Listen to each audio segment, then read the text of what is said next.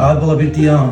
Bir yemeği vereyim. Yemək vaxtıdır. Deyirəm yay gəlib. Apar bu xalçaları yu da. Ben kalsa yana.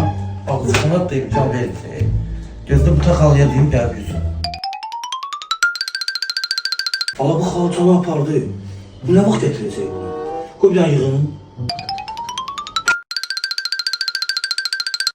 Allah xalçan da həll oldu. Nə həll oldu? Götür bu xalçaları apar qoy o bir otağa. Bu xalçanı niyə bura qoydun? Apar qoy o bir otağa dedi.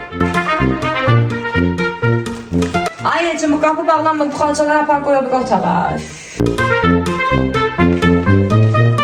Xalçanı öyle qoy. Elçin. Gel bu xalçanı götür. Apar qoy dal evə. Senin xalçanın içine. Ay Elçin xalçaları yer tapdın qoymağa. Ha koydum. Çıxart sər yerə qış gəldi.